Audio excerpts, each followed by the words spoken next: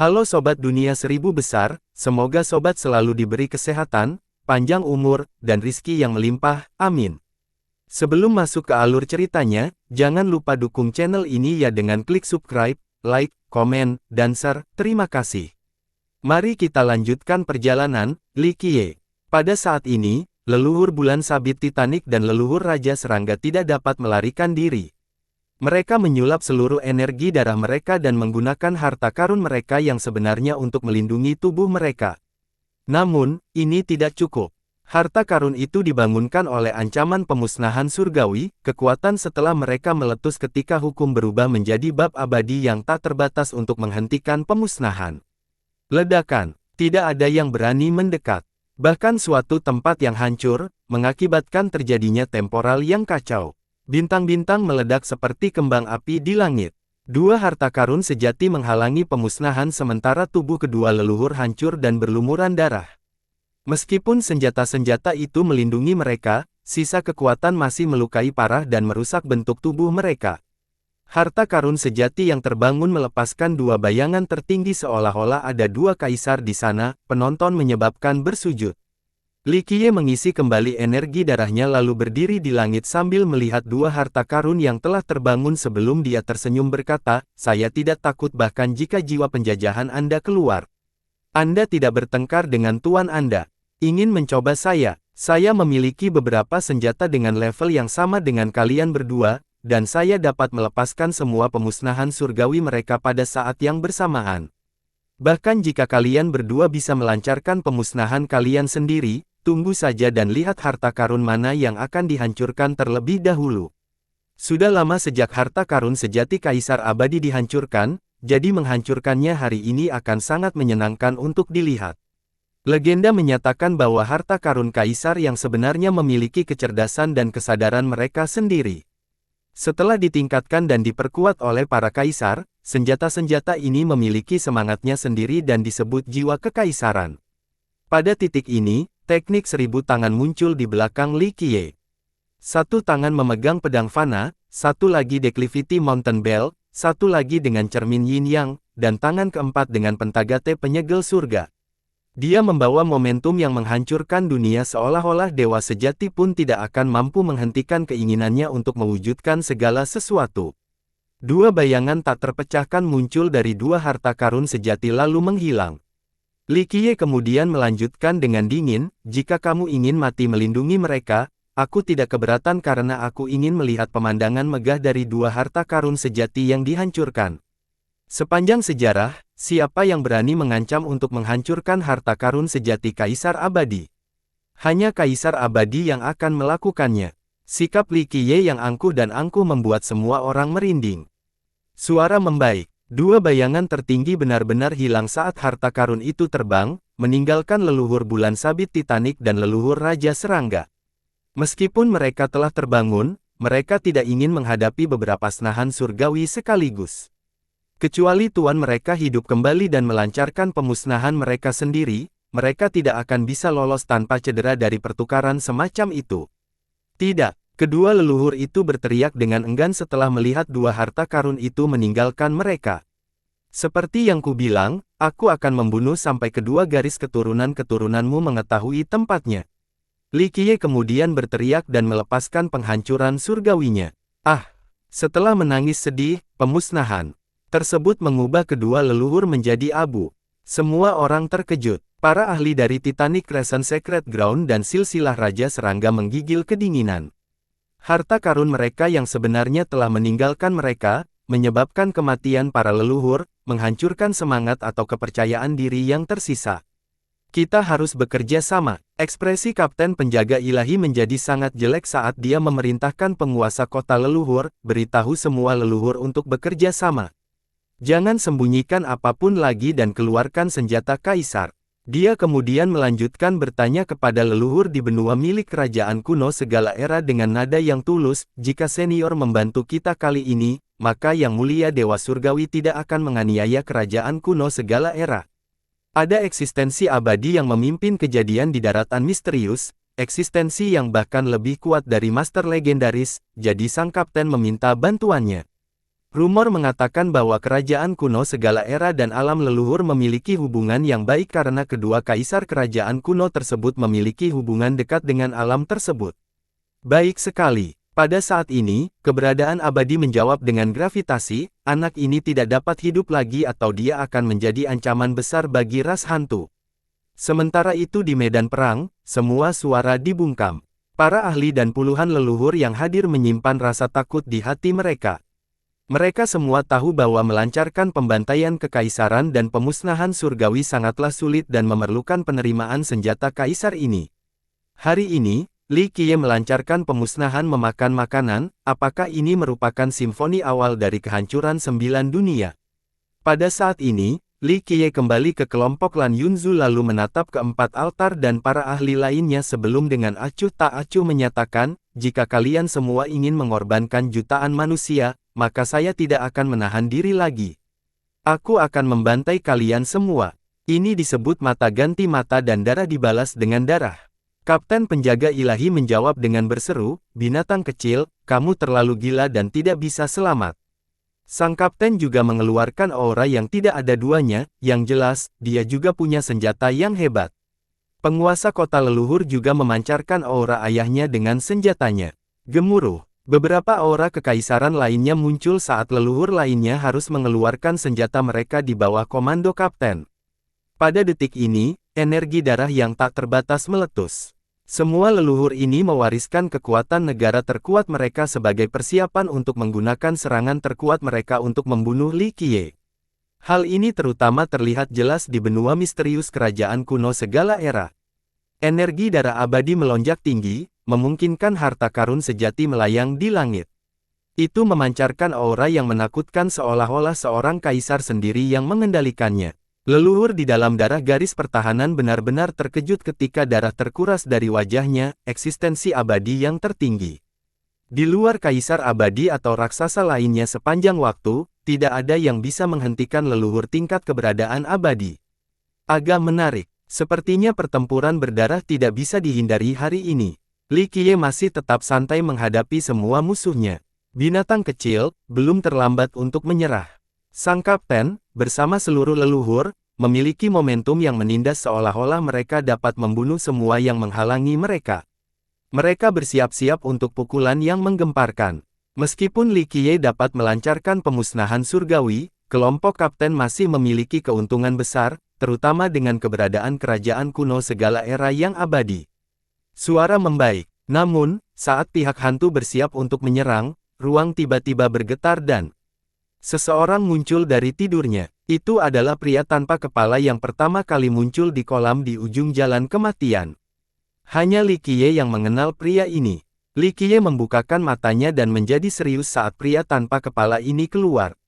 Kapten terkejut melihat pria tanpa kepala ini dan berteriak, "Siapa kamu, tiba-tiba misterius di sini?" Dia tidak mendapat tanggapan. Kapten menjadi marah karena dia adalah orang yang tinggi dan berada di atas dan tidak takut dengan latar belakang pria tanpa kepala itu. "Tunggu sampai aku menangkapmu," sang kapten berteriak ketika sebuah telapak tangan raksasa menukik ke depan menuju pria tanpa kepala itu. Brengsek, itu adalah suara yang sangat samar. Kapten, yang menyerang pria tanpa kepala itu, tiba-tiba berubah menjadi kabut berdarah. Ini terjadi begitu tiba-tiba sehingga tidak ada yang tahu apa yang sedang terjadi. Kapten adalah eksistensi yang bahkan diwaspadai oleh para leluhur, seseorang yang benar-benar sebanding dengan master legendaris, tapi sekarang dia telah berubah menjadi ketiadaan. Tidak ada yang melihat dengan jelas apa yang terjadi. Semua orang terkejut dan tiba-tiba mundur. Penguasa kota leluhur dan seluruh leluhur merasakan ketakutan seolah-olah mereka baru saja melihat hantu. "Yang mulia, dari mana Anda berasal?" Pembicaranya adalah keberadaan abadi di atas daratan misterius. Ini adalah eksistensi yang telah membuka tablet para dewa, eksistensi yang sangat menantang surga dan menakutkan. 1. Ini kembali ke penobatan para dewa, orang yang namanya ada di tablet ini pada akhirnya akan menjadi dewa dan dewa. Saat keberadaan abadi selesai berbicara, pria tanpa kepala itu mengulurkan tangan. Gemuruh. Benua misterius kerajaan kuno segala era tiba-tiba runtuh dan langsung meledak. Mati. Eksistensi abadi penandatanganan keluar dan melepaskan harta karunnya yang sebenarnya. Namun, dengan lambaian tangan yang lain, pria tanpa kepala itu menanggung cahaya harta karun sejati kaisar abadi seolah-olah itu adalah lilin yang berkelap-kelip. Sesuatu yang lebih mengerikan terjadi berikutnya. Eksistensi abadi dicengkeram oleh manusia tanpa kepala seperti ayam yang tidak berdaya. Sebaliknya, harta karun yang sebenarnya telah dikalahkan dan dengan cepat melarikan diri dengan cahayanya yang redup.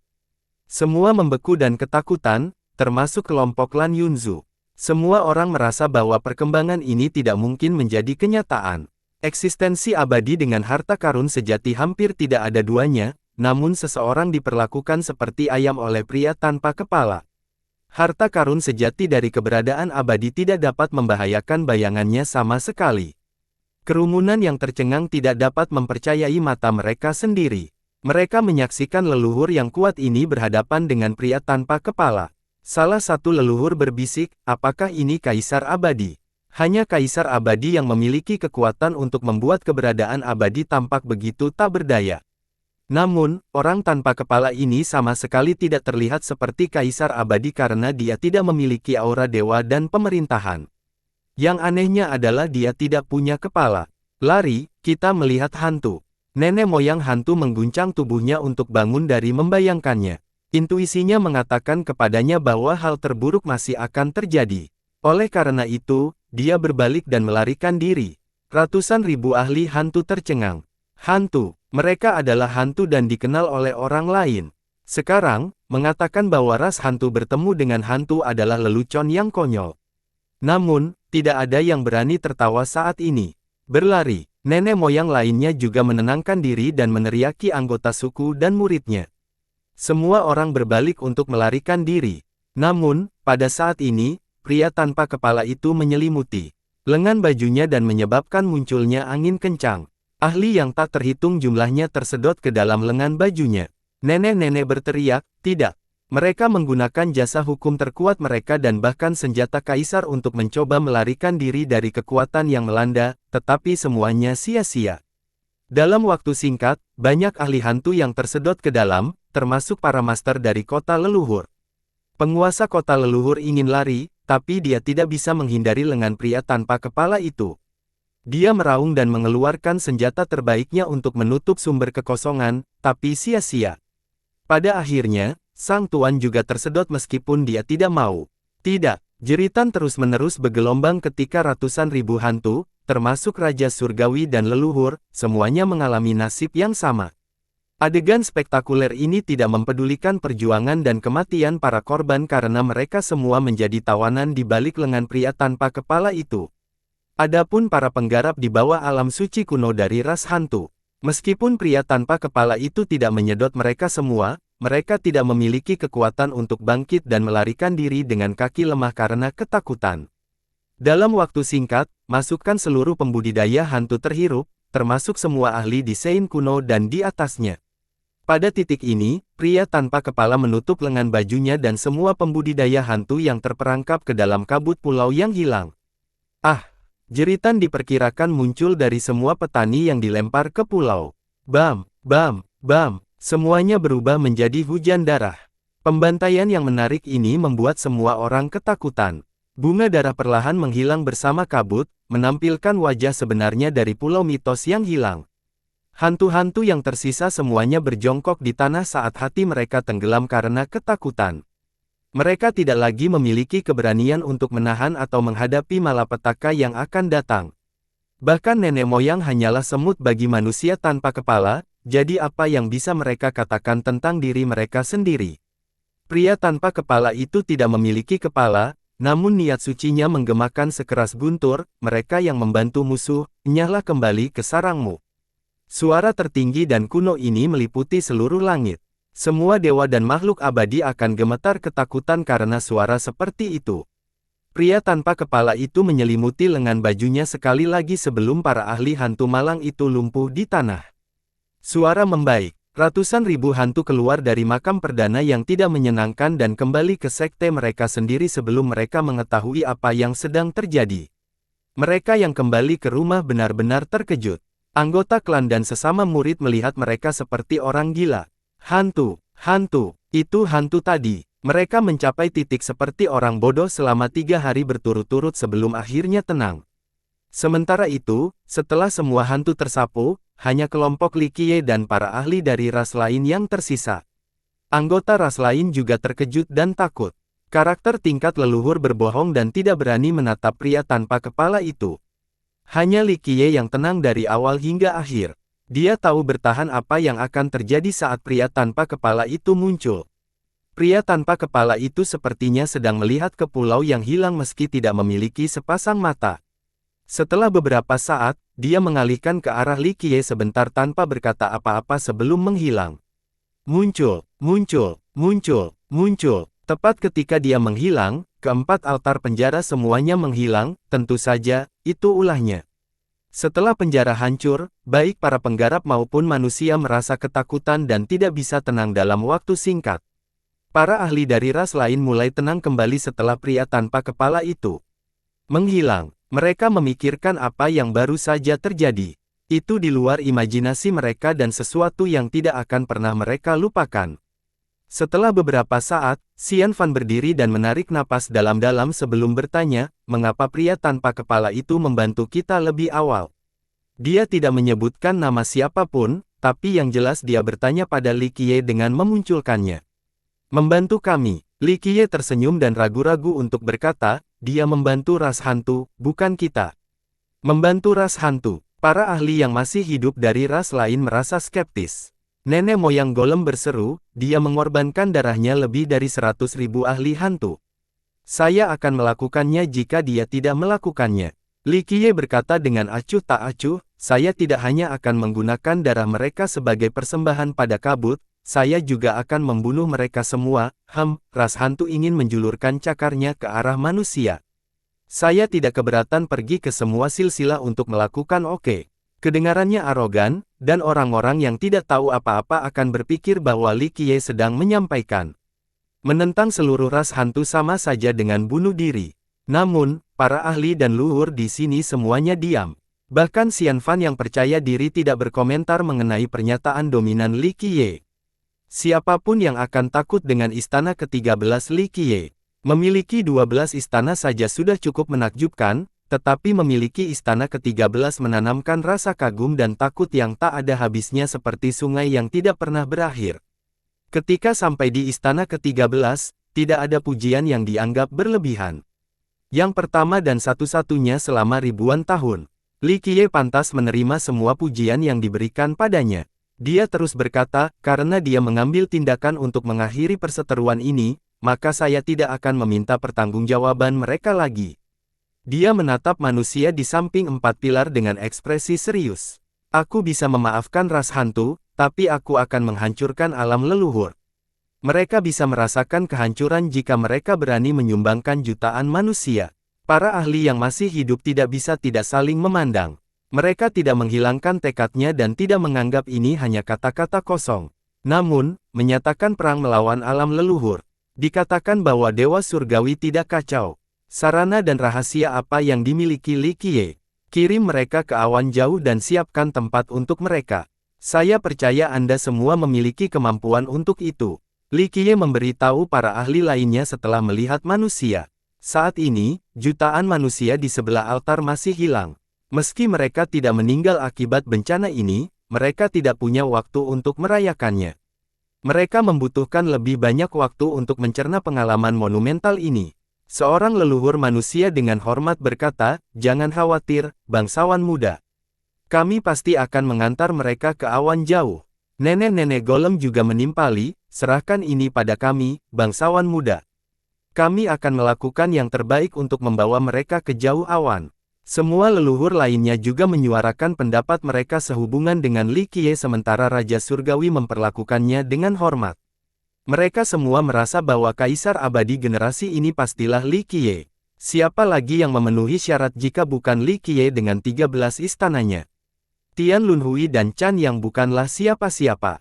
Oleh karena itu, di hadapan Kaisar masa depan, bahkan karakter tingkat leluhur seperti mereka menerima sujud dan bekerja untuknya. Mereka tidak memenuhi syarat untuk mengambil posisi di hadapan Li Qiye. Ini adalah kesempatan mereka untuk menunjukkan kesetiaan mereka sebelum dia menjadi kaisar abadi karena mereka mungkin tidak memiliki kesempatan untuk bekerja di dasar laut setelah kenaikannya. Oleh karena itu, satu permintaan bantuan dari Li Qiye akan segera dilaksanakan karena mereka yakin akan posisinya di masa depan. Li Qiye kemudian memerintahkan, kalau begitu aku merasa nyaman. Ada hal lain yang harus aku urus. Kalian semua bisa mengambilnya. Nenek moyang dan beberapa ratus ahli dari ras lain membawa jutaan manusia di 4 altar pergi. Tanggung jawab mereka adalah membiarkan manusia ini menemukan rumah baru di awan jauh bagian selatan. Tidak ada lagi tempat bagi manusia fana ini di perbatasan Nether bagian timur, jadi hanya awan jauh yang aman. Itu adalah dunia manusia dan setan. Dengan garis keturunan kerajaan seperti kerajaan abadi dan sungai 1000 ikan mas yang berada di sana, ras hantu tidak akan berani bergerak. Setelah mereka pergi, Xian Fan tidak dapat menahan diri untuk tidak bertanya sambil melihat ke arah Li Qiye, "Hei, bagaimana kamu membuat istana ke-13?" Pada titik ini, Lan Yunzu dan Biksu Dazi sama-sama melihat ke istana ke-13 Li Qiye juga. Jika tidak tepat di hadapan mereka, mereka tidak akan pernah percaya bahwa keajaiban seperti itu benar adanya. Yah, mengungkapkan hal ini bukanlah masalah yang sama sekali. Li Qiye sambil menjawab sambil tersenyum, jika kamu terus menggali meridian istanamu, meridian ke-13 akan keluar. Sudahlah, tidak masalah jika kamu tidak ingin mengutarakan, apa masalahnya? Xian Fan dengan cepat membalas dan tidak bertanya lebih jauh. Dia hanya sedikit penasaran, dan masuk akal jika Li Qiye tidak ingin mengatakan yang sebenarnya. Jika ada teknik rahasia untuk membuka istana ke-13 di dunia ini, maka itu akan lebih berharga daripada hukum kaisar, hukum kehendak surga, hukum fisik abadi. Itu pada dasarnya akan lebih berharga dari apapun di dunia ini. Ini adalah harta yang paling berharga dan tidak ada yang bisa menandinginya. Li Qiye menarik istananya dan menamparkan bahu leluhur ginseng, sambil berkata, "Oke, kamu bisa kembali sekarang." Ginseng leluhur tampak lelah. Bahkan obat abadi seperti dirinya menghabiskan banyak jus ginseng agar Li Qiye melepaskan begitu banyak pemusnahan surgawi. "Aku sangat menderita jadi bolehkah aku tidur sambil memeluk lampu selama 3 hari?" Ia berbicara, bertujuan untuk menggunakan kesempatan ini untuk mendapatkan beberapa manfaat. Ya, Li Qiye dengan murah hati menyetujuinya.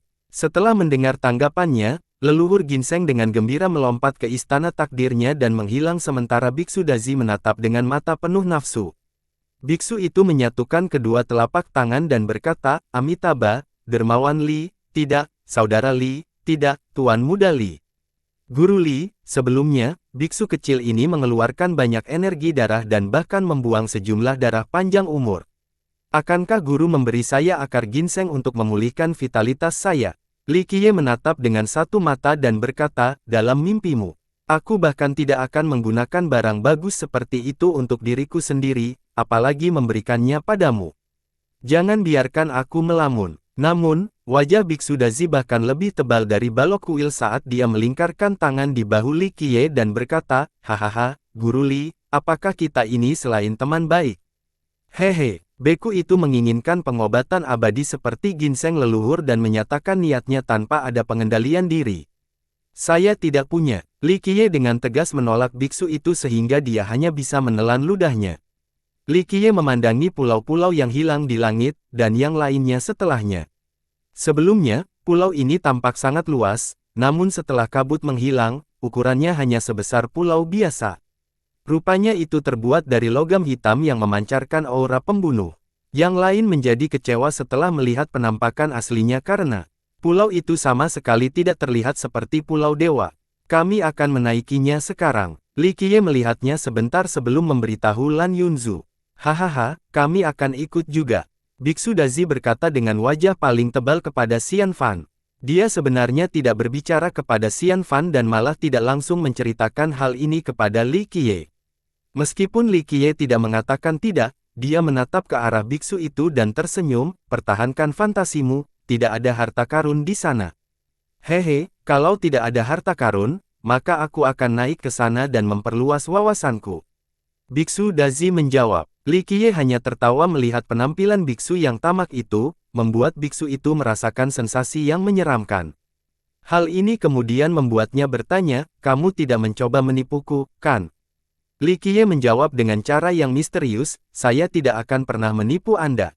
Ditambah lagi, dengan hubungan kita yang baik, apakah kamu benar-benar berpikir aku akan menjatuhkanmu ke jurang yang dalam? Namun, saya khawatir Anda pasti akan terkena serangan jantung dan tidak akan bisa mendaki setelah Anda naik ke sana. Kamu bercanda. Biksu Dazi tidak yakin dan membalas, walaupun aku bukanlah seorang yang berbakat atau apapun, aku bukanlah seorang yang berpikiran. Tidak ada yang bisa membuat lemah karena ketakutan seperti seseorang yang tidak bisa berdiri tegak. Li Qiye tersenyum dan berkata, kamu akan mengetahui sensasinya sebentar lagi. Dengan itu, dia terbang menuju pulau yang hilang. Lan Yunzu dan Xian Fan mengikutinya. Biksu Dazi, yang tidak mempercayai omongan kosong Li Qiye, juga terbang tepat di belakang mereka. Mereka berempat mendarat di pulau itu. Setelah melihat-lihat, mereka menemukan bahwa ini sebenarnya hanyalah sebuah pulau biasa dengan beberapa bukit yang tersebar di mana-mana.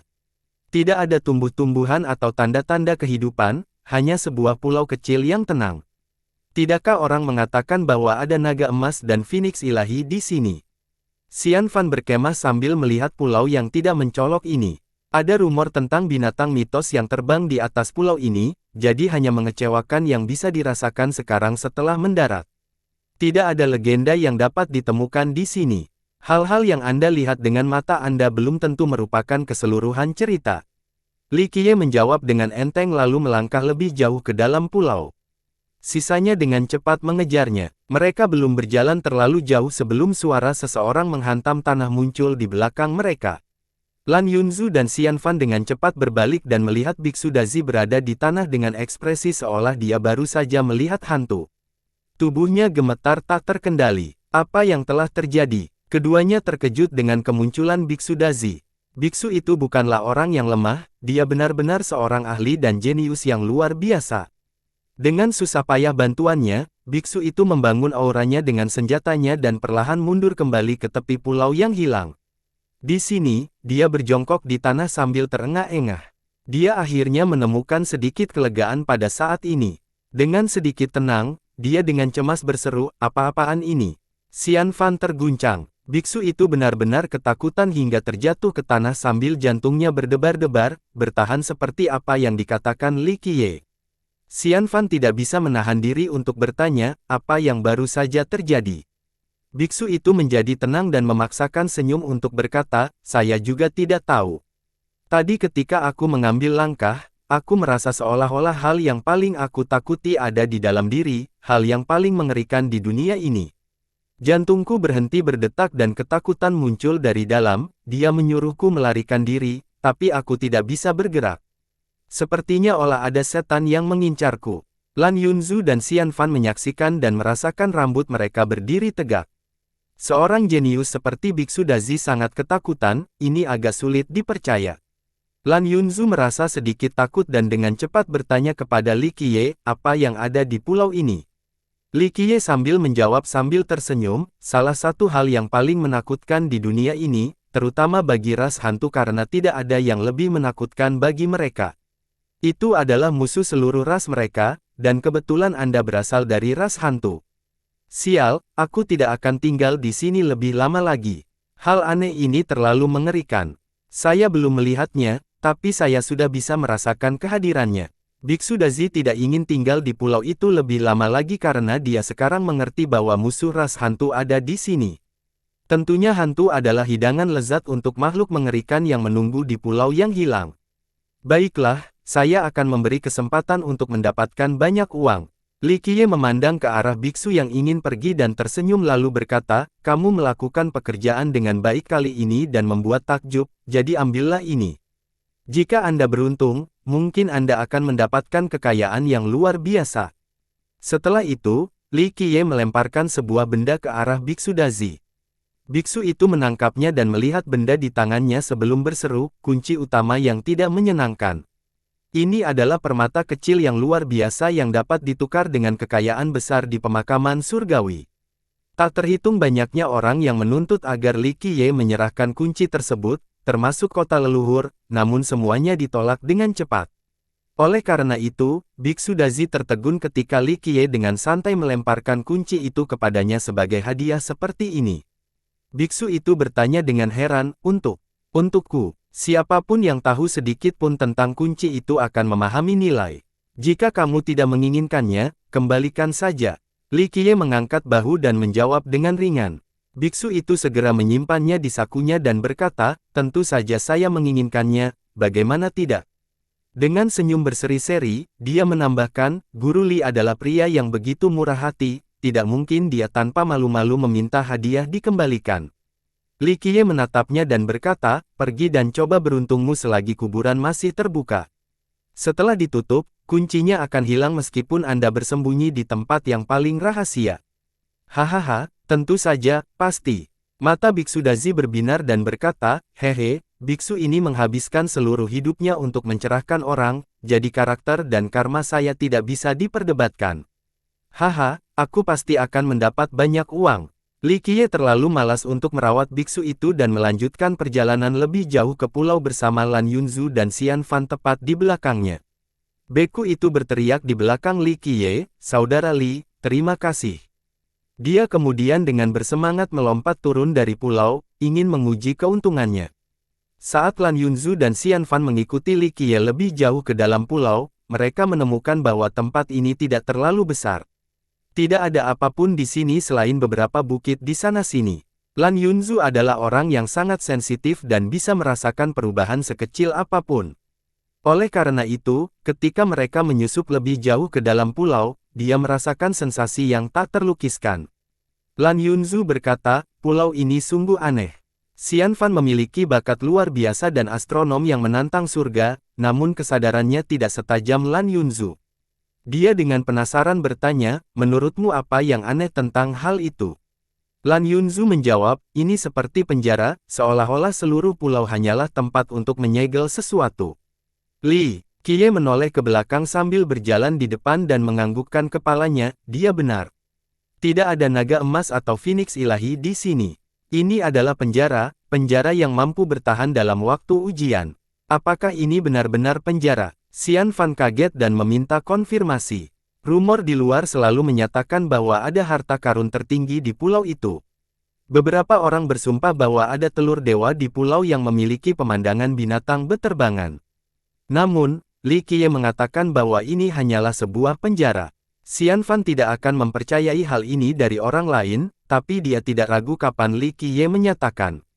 Lan Yunzu bertanya secara emosional setelah Li Qiye mengkonfirmasi intuisinya, karakter apa yang dipenjara di sini. Mata Li Qiye bertambah ketika masalah ini diangkat.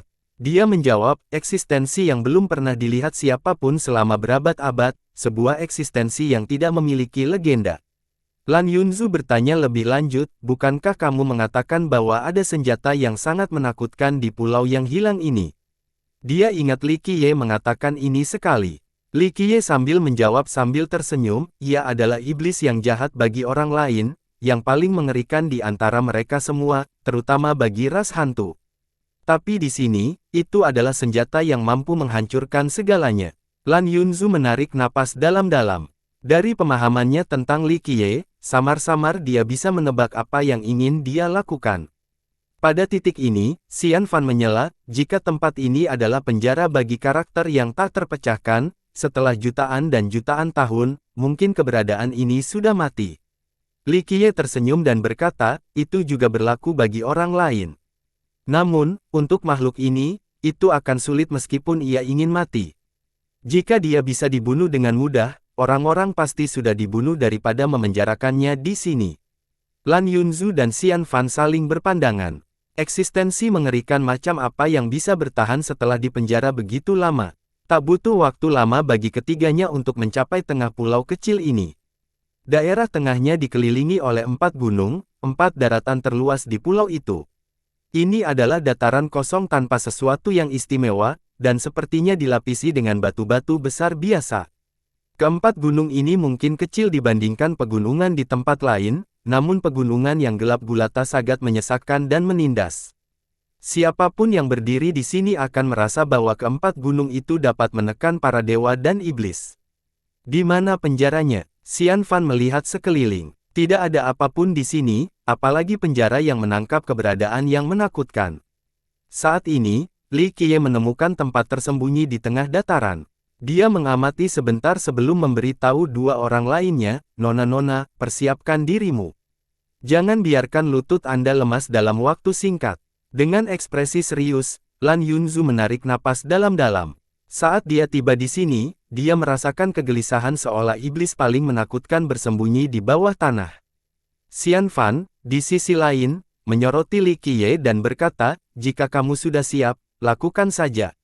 Kami bukan anak-anak." Dia tidak terlalu percaya diri atau apapun karena, dengan pemikiran, bakat, dan pengetahuannya, hanya sedikit hal yang dapat membuatnya takut. Li Qiye terkekeh lalu dengan cepat memasang ekspresi serius untuk mengambil sesuatu. Ini adalah seukuran telapak tangan, itu tidak terlihat istimewa sama sekali. Lan Yunzu dan Xian Fan tidak mengetahui bahwa kuil kecil ini pada awalnya sangat besar. Ini adalah kuil kuno yang ditemukan Lu Baiqiu dan Li Qiye di bawah laut. Saat itu, Li Qiye menggunakan kuil kecil ini untuk menemukan pulau mitos yang hilang. Saat ini, Li Qiye menempatkan kuil kecil ini di tempat tersembunyi, itu sangat cocok. Suara dentingan terdengar saat candi ditempatkan di dalam. Gelombang cahaya yang dipancarkan saat rune kompleks terjalin bersama. Kleng, batu-batu beraspal di tanah mulai bergerak dan tiba-tiba, monster raksasa meluncur keluar dari bumi. Ruang berfluktuasi dengan kemunculan makhluk ini. Keluarlah aura destruktif seperti kedatangan iblis yang tidak ada duanya. Aura yang menakutkan ini tidak lebih lemah dari aura Kaisar Abadi. Namun, aura Kaisar Abadi patut dikagumi dan dihormati sementara aura monster ini menyebabkan jiwa orang lain melarikan diri ke awan. Pada titik ini, monster itu membuka matanya.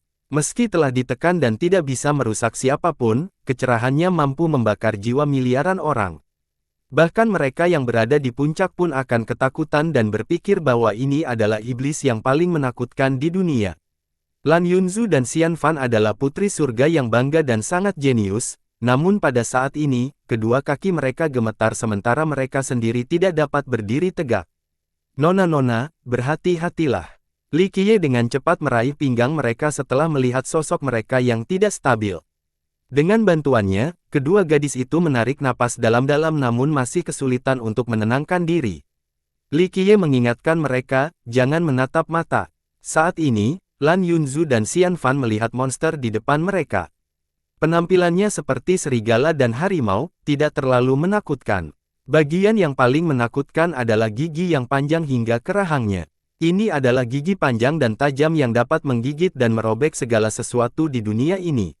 Aspek mengerikan lainnya terungkap, jadi mereka harus memperhatikan peringatan Li Qiye. Itu adalah sepasang mata jahat yang mampu menelan jiwa, seperti monster yang muncul dalam pemakan jiwa. Auranya cukup membuat sambungan. Bahkan Dewa Raja tidak akan mampu menghidupi dirinya sendiri di hadapannya. God King juga akan tertelan dalam satu gigitan. Memperbaiki. Dengan aura pembunuh yang mengerikan, monster menakutkan itu ingin muncul ke depan setelah melihat Li Qiye dan dua lainnya. Namun, ia tidak bisa bergerak karena terikat oleh 4 rantai besi besar. Keempat rantai besi itu tertanam jauh ke dalam 4 gunung saat cahaya abadi terpancar dari setiap rantai.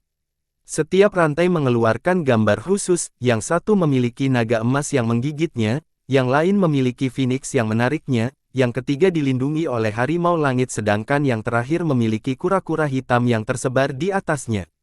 Namun, yang menangkap monster ini bukanlah 4 rantai melainkan segel padat di atasnya.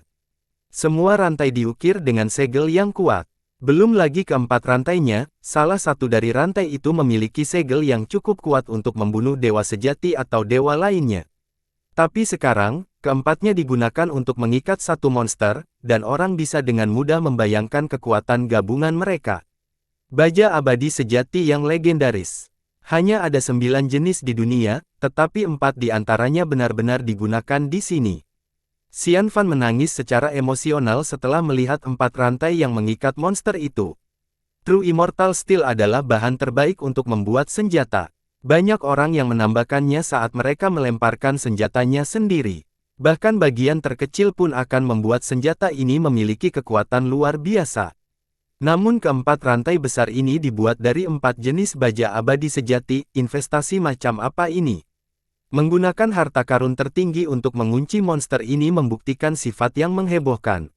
Lan Yunzu hanya bisa memotret sambil melihat rantai ini, naga emas, phoenix, harimau langit, kura-kura hitam, 4 dari 9 baja abadi sejati yang legendaris. Tidak heran mengapa orang melihat gambar binatang mitos, jadi itu adalah gambar yang dipancarkan oleh logam tersebut. Jantung Xian Fan berdebar kencang saat dia melihat monster menakutkan ini. Merupakan suatu berkah bahwa ia dipenjarakan, jika tidak, konsekuensinya tidak terbayangkan.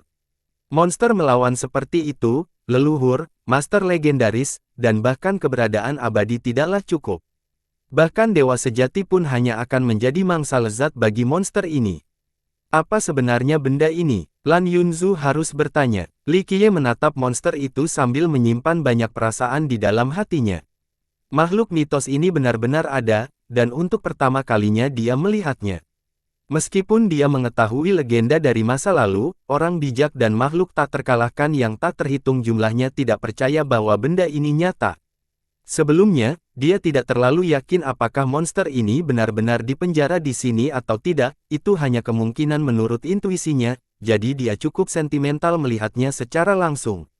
Monster yang ketakutan itu cukup marah melihat sekelompok semut di hadapannya. Dulu, semut-semut ini ketakutan pasti setengah mati setelah melihatnya. Sayangnya, ia kini tertahan dan terjebak di dalam tempat ini. Dia marah pada mereka karena memandangnya seperti binatang yang dikurung, tapi dia tidak bisa melakukan apa-apa karena dia tidak memiliki kemampuan untuk bergerak. Lan Yunzu menarik napas dalam-dalam dan bertanya sambil melihat monster itu, hanya, ada apa? Pemangsa hantu. Li Qiye juga bernyanyi dengan nama ini karena dia belum pernah melihatnya sebelumnya.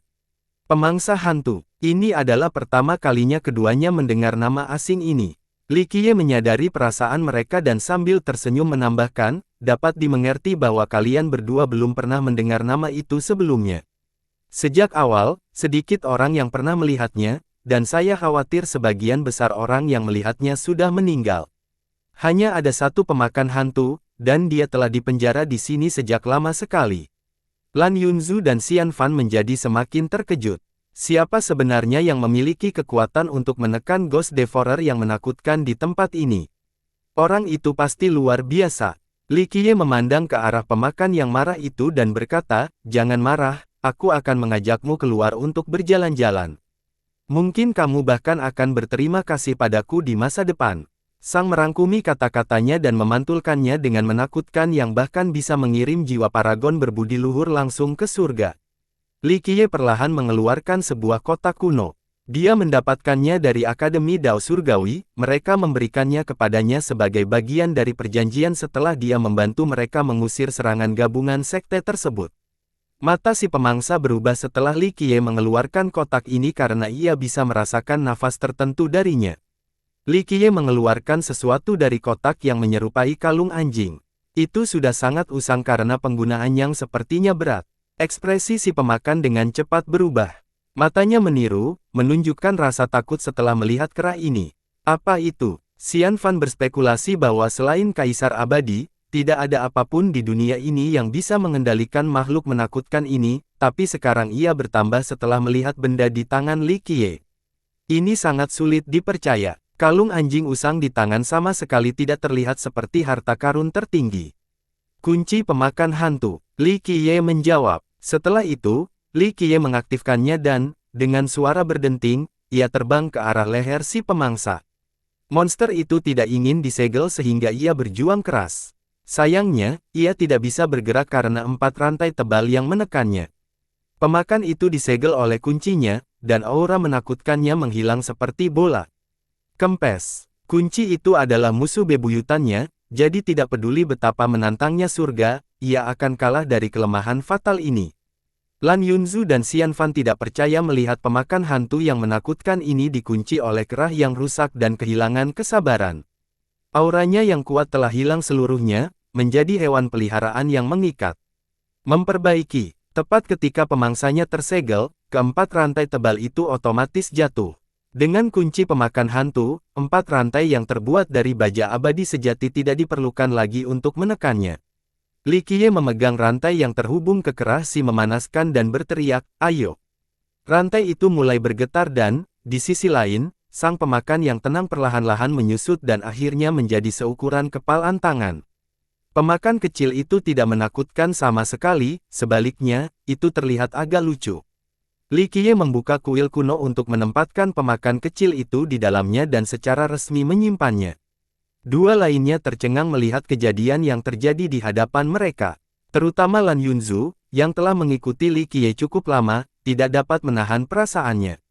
Mereka tahu betapa kuatnya binatang itu, tapi sekarang ia hanyalah seekor hewan peliharaan kecil yang dibawa oleh Li Qiye. Tidak ada yang akan menyaksikan pemandangan menakjubkan ini. Ini berhasil, juga. Xian Fan tergagap. Li Qiye membawakan sebuah eksistensi yang bahkan lebih menakutkan daripada seorang God King, sesuatu yang berada di luar imajinasi seseorang. Mengapa tidak? Li Qiye mengangkat bahu dan berkata, saya membawa sama dengan menyimpannya, jadi ia harus berterima kasih kepada saya di masa depan. Ini adalah pertama kalinya Lan Yunzu melihat kerah itu, jadi dia dengan cemas bertanya, apa? Kunci pemakan hantu itu. Sebuah benda yang mampu mengunci sang pemangsa dan mengubahnya menjadi hewan peliharaan cukup menakutkan. Rupanya Li Qiye mampu membaca pikirannya, jadi dia tersenyum dan menjawab, ini hanya efektif melawan Ghost Devourer. Semua hal memiliki generasi yang sama dan batasan yang sama, jadi ketika Ghost Devourer muncul, sudah ditakdirkan untuk tidak bisa lepas dari kuncian karena mereka saling membatasi. 1. Siang Seng Siang ke sebuah konsep 5 elemen, misalnya api menciptakan, menghasilkan tanah, kayu memecah tanah sehingga mengontrol, membatasi bumi. Kamu, dari mana kamu mendapatkan kuncinya? Xian Fan bertanya sambil menatap Li Qiye. Kunci ini sangat menakutkan sehingga akan menimbulkan rasa takut pada siapapun. Li Qiye mengirimkan dan dengan santai menjawab, saya ambil di jalan. Namun, jawaban ini tidak hanya membuat Xian Fan kesal, bahkan Lan Yunzu pun tidak senang, sehingga mereka melirik sekilas pada Li Qiye. Li Qiye memperhatikan ketidakpuasan mereka sehingga dia tersenyum dan berkata, baiklah, izinkan saya menceritakan sebuah kisah kepada kalian berdua. Dahulu kala, ada eksistensi yang memilih untuk menempuh jalan yang melintasi langit, untuk mencapai sesuatu yang belum pernah dilakukan sebelumnya, menciptakan kehidupan. Menciptakan kehidupan. Lan Yunzu dan Xian Fan sama-sama terkejut. Ini adalah urusan surga dan bukan tanggung jawab para penggarap. Bahkan Kaisar Abadi pun tidak akan mampu mencapai hal ini. Itu hanyalah tahap awal dan tidak dapat dianggap sebagai ciptaan kehidupan yang sebenarnya. Li Qiye melanjutkan ceritanya, dia mengambil salah satu tulang rusuknya dan meminjam sumber utama surga untuk menciptakan keajaiban. Sayangnya, eksperimen tersebut gagal dan mendapat hukuman dari surga. Maka, lahirlah pemakan hantu. Dia tidak ingin menciptakan makhluk yang haus darah, namun sayangnya, keinginannya dikaburkan oleh hukum surga. Selain si pemangsa, gemboknya juga muncul, ini adalah sifat saling menghasilkan dan membatasi. Sejak saat itu, satu-satunya pemakan hantu muncul. Xian Fan menikmati kisah itu dan dengan cepat bertanya lebih lanjut, apa yang terjadi setelahnya. Li Qiye melanjutkan, pemangsa hantu diciptakan sebagai hukuman surga, jadi ia bersifat pembunuh dan haus darah. Keberadaannya tidak bisa mengubah ini, tapi untungnya, kuncinya juga keluar dari hukuman. Karena gemboknya, meskipun sifatnya mematikan, binatang itu menjadi asisten yang hebat bagi keberadaan itu. Li Qiye berhenti sejenak sebelum melanjutkan, tidak ada yang abadi di dunia ini, perubahan besar akhirnya terjadi. Kuncinya hilang dan keberadaan lain tidak dapat menghitung keberadaannya. Kedua gadis itu berseru kaget, kuncinya hilang. Mereka sudah bisa membayangkan akibat yang mengerikan jika makhluk pembunuh seperti pemakan hantu berkeliaran tanpa kunci untuk ditahan. Li Qiye melanjutkan dengan mengatakan, Anda dapat membayangkan konsekuensinya setelah kuncinya hilang. Pemakan hantu melarikan diri dan menimbulkan bencana. Dunia menjadi berlumuran darah saat 9 dunia bergetar. Pada saat itu, banyak sekali orang yang meninggal, menciptakan aliran darah dan tumpukan mayat. Bagian yang paling luar biasa adalah ras hantu hampir punah.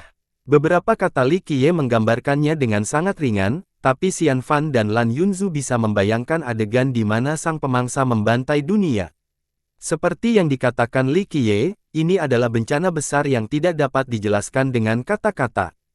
Kenapa kita belum pernah mendengar cerita ini? Tidak ada catatan dari ras hantu juga. Xian Fan bertanya dengan emosional, peristiwa yang menghancurkan seperti itu harus direkam, bukan? Li Qiye sambil menjawab sambil tersenyum, tahukah kamu sudah berapa lama hal ini terjadi? Itu terjadi di era yang tidak bisa dilacak. Ditambah lagi, ada beberapa hal yang tidak dimaksudkan untuk dicatat. Misalnya, tahukah Anda latar belakang sebenarnya dari alam leluhur? Tahukah kamu benda mengerikan apa yang ada di bawah tanahnya? Lan Yunzu dan Xian Fan saling berpandangan setelah ditanyai oleh Li Qiye. Belum lagi mereka, bahkan ras hantu sendiri tidak mengetahui banyak hal tentang alam leluhur. Meskipun legenda menyatakan bahwa nenek moyang hantu tertidur di sana, itu hanya legenda dan belum ada yang pernah melihat nenek-nenek moyang itu sebelumnya. Latar belakang dunia ini bahkan lebih misterius. Singkatnya, itu terlalu kuno dan sudah ada sebelum ada catatan tertulis dari hantu. Xian Fan tidak mau bertanya, jika tidak ada orang lain yang tahu dan tidak ada catatan, lalu bagaimana Anda mengetahuinya? Ini adalah pertama kalinya Xian Fan mendengar tentang keberadaan mitos yang mencoba menciptakan kehidupan meskipun berasal dari kerajaan abadi. Yah, itu, sebuah rahasia. Li Qiye menjawab dengan misterius. Xian Fan tidak puas dengan jawaban ini, tapi apa yang bisa dia lakukan selain menatap Li Qiye? Lan Yunzu membawa kembali topik ke si pemakan hantu, lalu si pemakan itu ditangkap nanti, kan? Li Qiye mengangguk dan berkata, iya. Keberadaannya mengerahkan banyak upaya untuk menangkap kembali sang pemangsa. Namun, bukanlah tugas yang mudah untuk menangkap monster seperti itu tanpa kuncinya. Lalu bagaimana dengan pembunuhannya? Xian Fan bertanya. Ide ini memang layak dilakukan karena keberadaannya bisa membunuh si pemakan.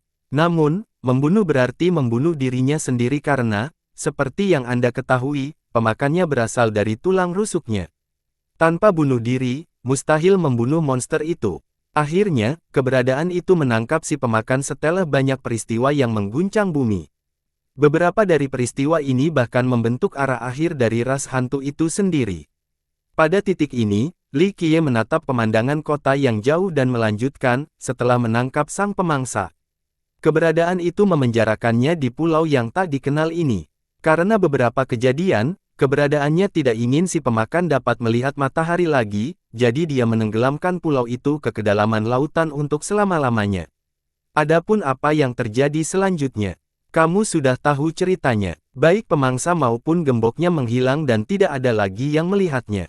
Li Qiye tersenyum dan menambahkan, sang pemangsa selalu berada di kedalaman laut, tidak diketahui oleh semua orang. Tidak ada yang tahu bahwa ada monster yang tertindas di sana, monster yang telah menyapu dan menumpahkan darah ke banyak sekali alam. Mereka bahkan tidak punya apa-apa tentang kisahnya. Lan Yunzu menatap Li Qiye dan sekarang mengerti bahwa dia muncul kembali di Pulau Seribu hanya untuk meningkatkannya. Semua menjanjikan hasil hari ini. Semua penggarap dan sekte dengan sedikit keserakahan di dunia suci Nether berasumsi bahwa pulau mitos yang hilang itu menyembunyikan harta karun yang luar biasa, seperti telur dewa, jadi baik yang muda maupun yang tua macet nyawa mereka untuk mencapai pulau itu hanya untuk menemui ajal mereka, karena kabut. Jadi ini berakhir dengan kamu secara kebetulan mengambil kunci pemakan hantu tepat ketika pulau mitos yang hilang itu muncul. Anda mendapatkan keuntungan yang cukup besar darinya, kata Xian Fan sambil melirik Li Qiye. Dia tidak tahu kebenaran atau prosesnya, tapi dia merasa semuanya tidak seperti yang dia bayangkan. Li Qiye hanya membalasnya dengan senyuman. Orang yang mengambil kunci itu bukanlah Li Qiye melainkan leluhur dari Akademi Dao Surgawi, dan tentu saja, dia tidak membawanya secara acak dari jalan. Nenek moyang ini cukup berpengetahuan. Meskipun kuncinya tampak seperti kalung rantai biasa, dia tahu itu adalah barang yang luar biasa. Setelah mengambilnya, dia tidak membuangnya begitu saja. Namun, dia tidak dapat menemukan kegunaan kunci tersebut. Ini tidak mengherankan karena belum pernah ada yang melihat pemangsa itu sebelumnya. Jika Li Qiye tidak memiliki sumber yang dapat dipercaya, dia tidak akan bertekad untuk menjinakkan Ghost Devourer. Karena leluhur dari akademi ini tidak dapat meneliti kunci itu secara menyeluruh, dia meninggalkannya di akademi dan melupakannya. Baru setelah Li Qiye meminta dari akademi, barulah mereka kembali bersinar. Siapakah eksistensi legendaris ini? Pada akhirnya, Lan Yunzu bertanya. Keberadaan yang tidak ada duanya seharusnya tidak ada namanya, tapi dia belum pernah mendengar tentang orang ini sebelumnya. Xian Fan juga tidak bisa menahan rasa ingin tahunya dan menimpali, apakah dia seorang kaisar abadi. Yang mana dia? Saya juga tidak tahu nama keberadaan legendaris ini. Li Qiye berseri-seri dan berkata, namun, dia jelas bukan seorang kaisar abadi dan lebih tepatnya adalah sesuatu yang lebih hebat. Era itu bahkan lebih tua dari zaman kaisar abadi Guchun, tidak ada kaisar abadi pada saat itu. Lan Yunzu dan Xian Fan berhenti bertanya setelah ini karena mereka tahu mereka tidak akan mendapat jawaban. Kaisar abadi Guchun adalah orang pertama yang menyandang gelar kaisar abadi, dan ini terjadi selama era kesunyian. Ini sudah sangat lama sekali hingga saat ini, dan banyak hal yang belum tertulis. Semuanya akan hilang dalam sejarah. Jika keberadaan ini bahkan lebih tua dari kaisar abadi Guchun, maka ia pasti ada di era yang tidak dapat dilacak, jadi tidak aneh jika generasi mendatang tidak mengetahui namanya. Li Qiye lalu berkata kepada mereka berdua, sekarang semuanya sudah berakhir, saatnya untuk pergi.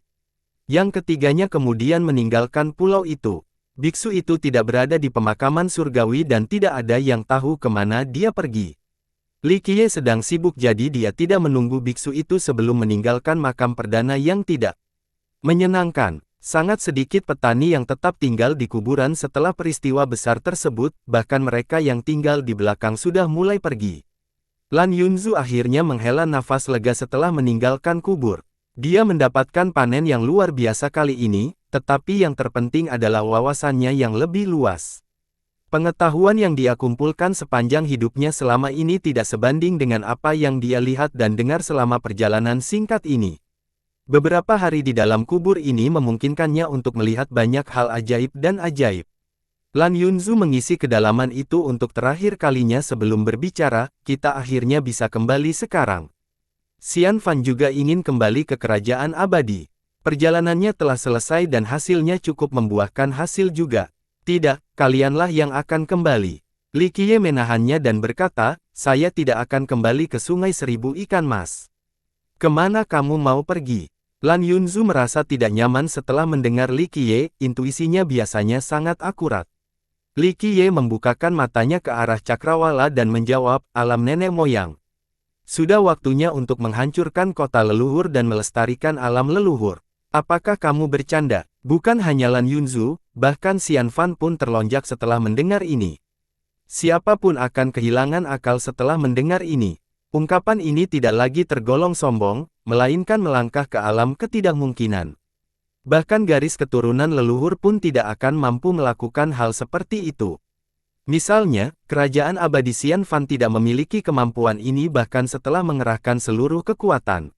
Li Qiye memandang ke arah Xian Fan, yang mengenakan armor elemennya, dan bertanya, menurutmu aku bercanda? Xian Fan membalasnya sambil membalasnya. Li Qiye tidak bercanda sama sekali. Namun, menghancurkan alam leluhur adalah pekerjaan yang mengerikan. Kota leluhur adalah satu hal, tapi tahukah kamu betapa menakutkannya alam leluhur? Belum lagi banyaknya anggota pengawal ilahi dan 9 dewa agung, bagian yang paling menakutkan adalah dewa surgawi telah mencapai tingkat yang tak terduga.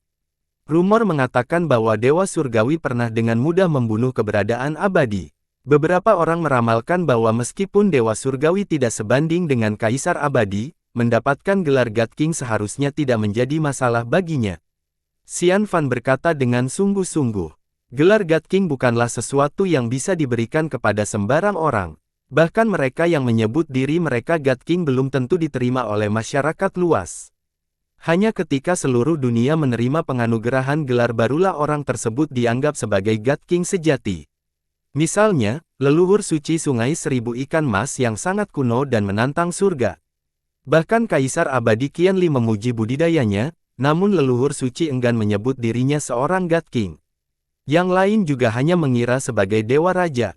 Dewa Raja yang kuat dan asli ini tidak berani mengambil langkah ekstra dengan menyatakan dirinya sebagai God King. Astaga, terus, Li Qiye dengan acuh tak acuh menyatakan, seorang Kaisar Abadi mungkin menarik, tetapi bahkan seorang kaisar pun tidak akan mampu menghentikan tekadku untuk mencapai alam leluhur.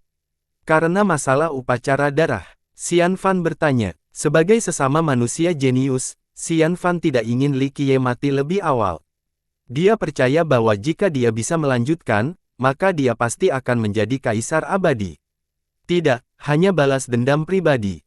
Li Qiye sambil menjawabnya. Lan Yunzu menyadari tekadnya yang kuat, membuat hatinya berat, dia tidak bisa tidak menasihati, alam leluhur itu abadi. Bahkan kaisar abadi pun tidak akan mampu melenyapkan alam leluhur. Legenda menyatakan bahwa bahkan kaisar abadi yang paling menentang surga, kaisar abadi Fei yang pernah membalikkan dunia dalam amukannya tidak dapat menghancurkannya sepenuhnya dan hanya dapat menekannya selama ribuan tahun.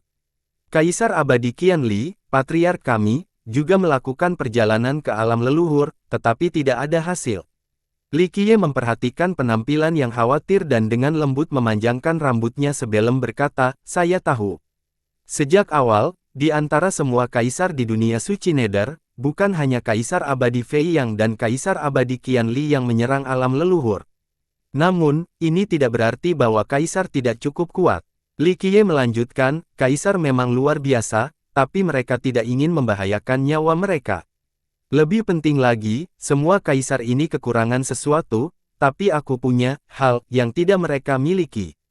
Tetapi, Lan Yunzu masih tidak dapat menahan diri untuk tidak mengatakan, ini adalah sesuatu yang lebih mudah diucapkan daripada dilakukan, mustahil jika kaisar pun tidak bisa melakukannya. Li Qiye memotongnya dan menambahkan, nak, jangan khawatirkan aku. Bahkan malaikat maut pun tidak akan mengambil benda ini dan Raja Neraka tidak akan menyimpannya. Lebih penting lagi, beberapa hal harus sampai pada kesimpulan, ini masalah pribadi. Oleh karena itu, dia dengan dingin menatap ke kejauhan. Terlepas dari hal mengerikan yang ada di bawah alam leluhur, Li Qiye bertekad untuk memperjuangkan keadaan. Dia akan menghancurkan alam leluhur tidak peduli apapun karena dia ingin mengetahui hal tertentu. Lan Yunzu menghela nafas dengan lembut. Dari ekspresinya, dia tahu bahwa dia tidak bisa membujuknya. Li Qiye membayangkan, kembalilah dan beritahu para tetua untuk tidak menyampaikan masalah ini. Semakin banyak orang yang datang berarti semakin banyak orang yang meninggal. Saya sendiri sudah cukup untuk menghadapi alam leluhur, jangan khawatirkan saya.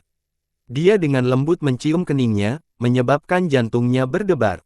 Dia merasa akan kehilangan dia, jadi dia mengulurkan tangan dan meraihnya. Meskipun ada orang lain di sini, dia tetap mencium penuh gairah namun polos.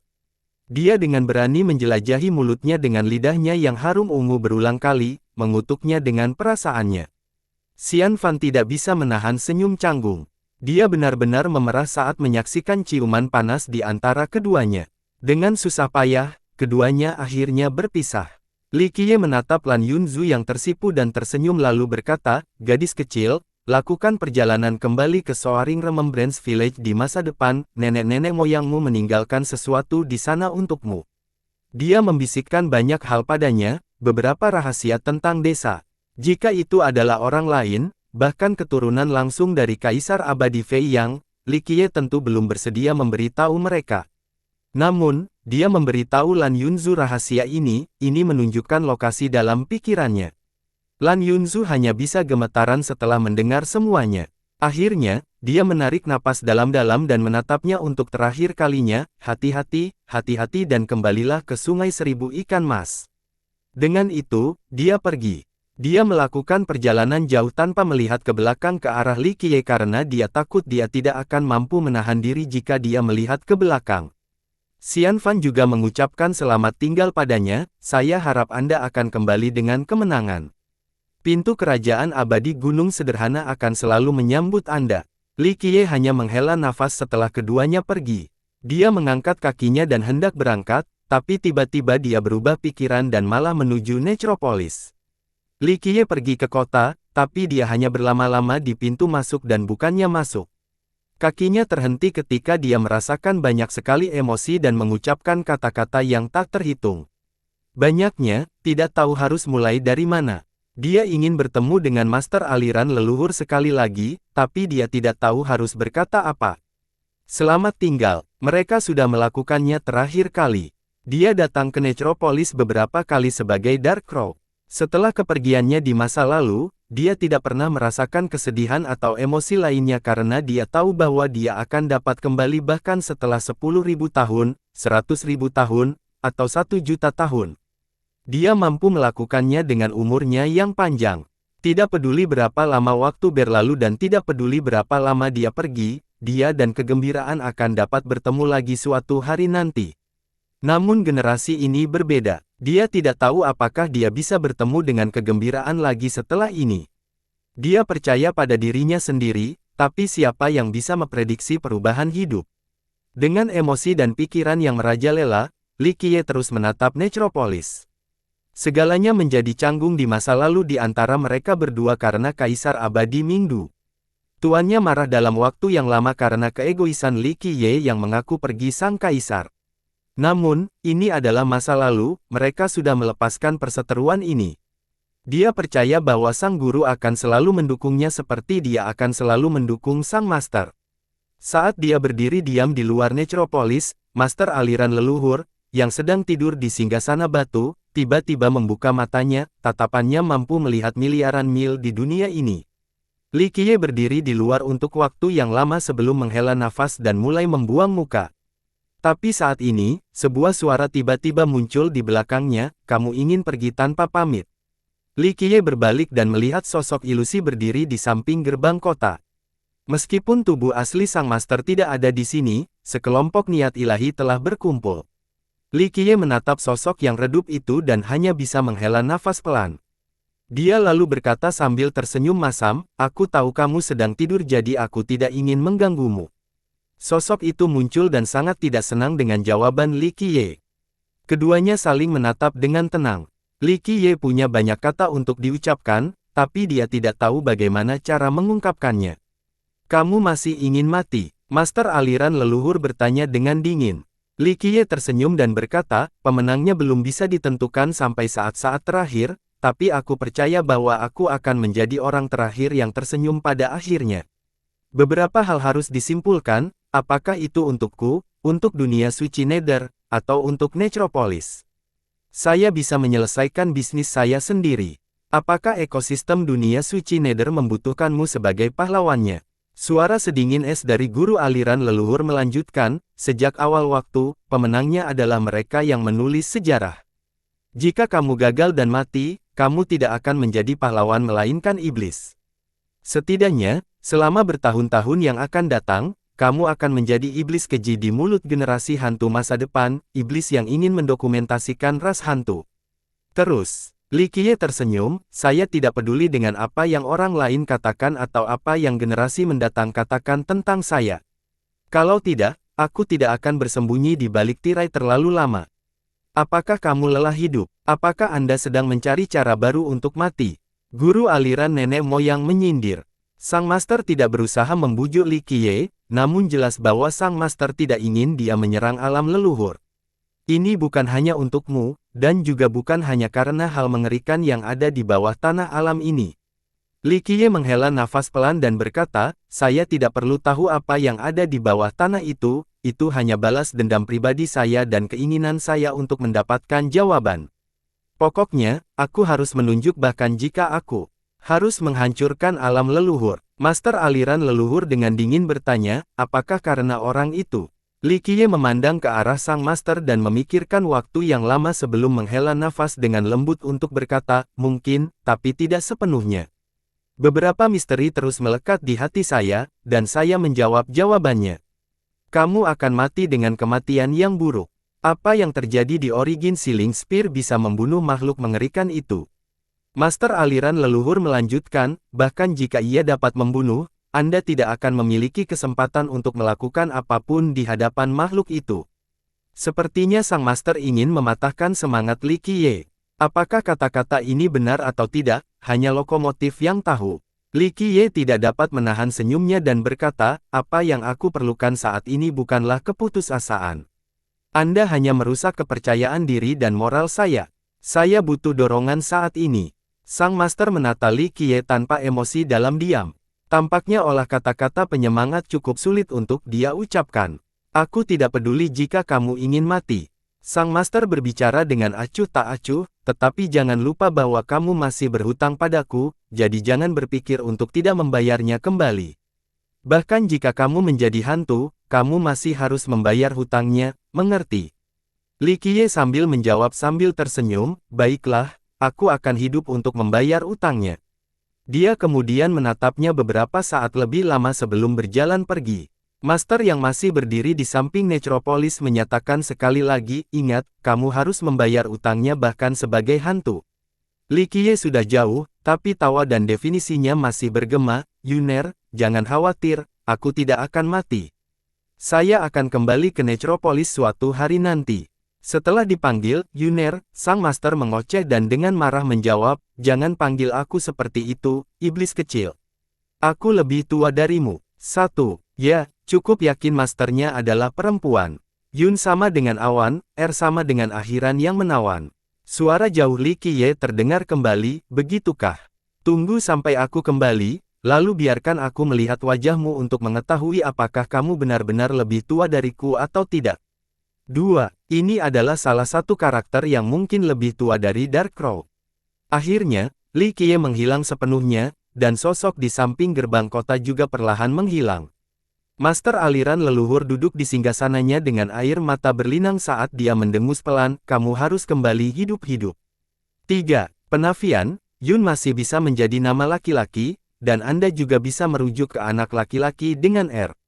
Makam perdana yang tidak menyenangkan ditutup beberapa hari setelah kepergian Li Qiye.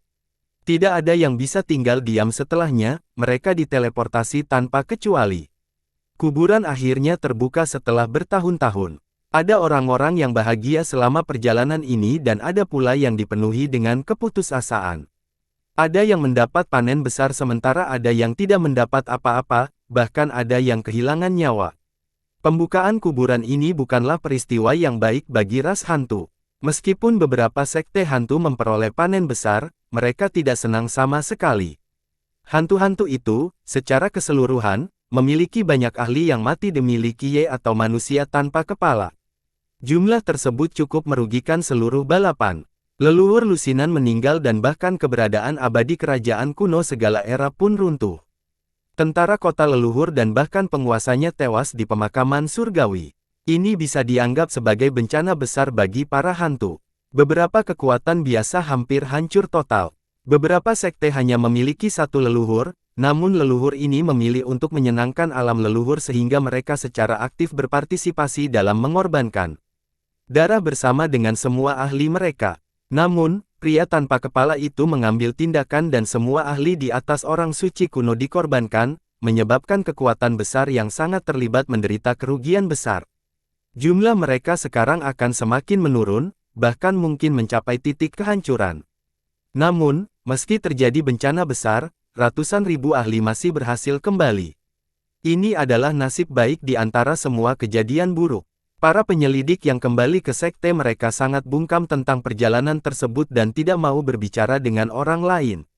Untuk garis keturunan yang kuat seperti kerajaan kuno segala era, para leluhur yang meninggalkan segel mereka merasa terkejut setelah mendengarkan para penyuntas.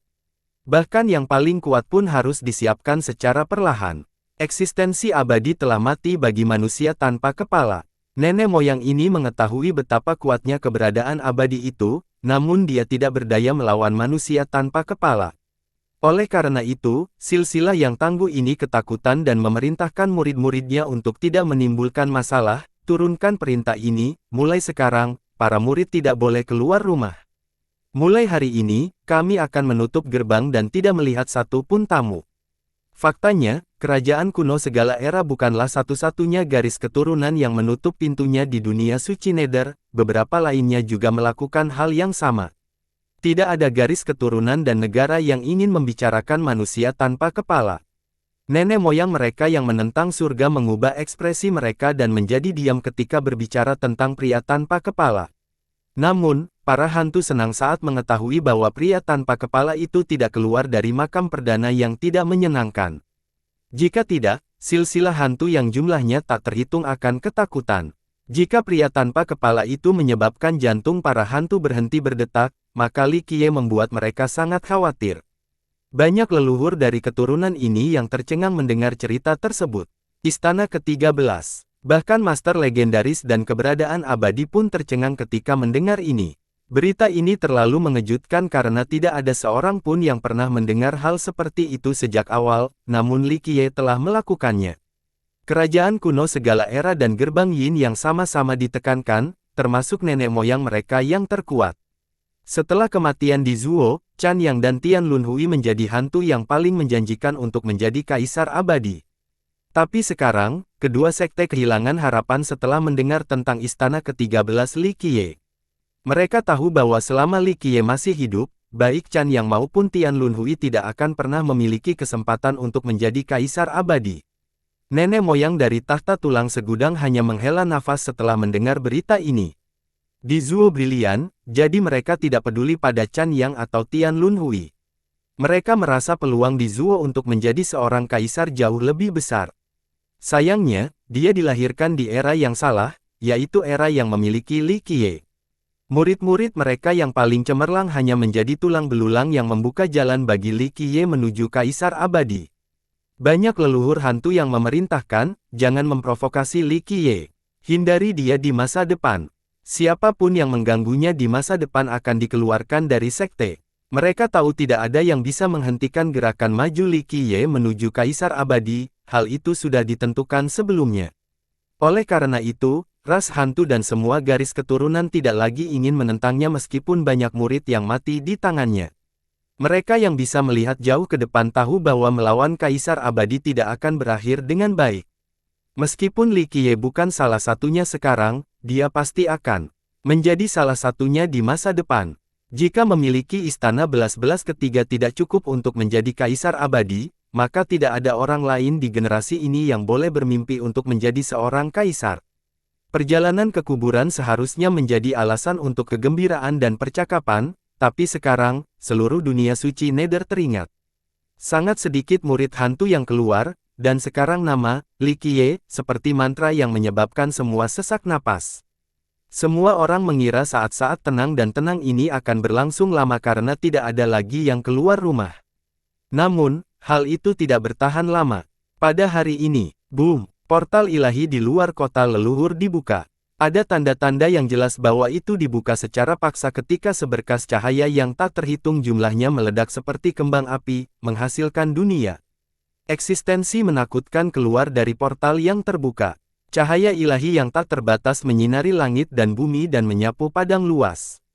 Kota leluhur melakukan upacara paling terhormat untuk menyambut para dewa dari alam leluhur. Dewa Agung dari alam leluhur akan turun dengan 81 komandan. Hanya dalam satu hari, sebuah berita mengejutkan menyebar ke seluruh dunia suci Nether.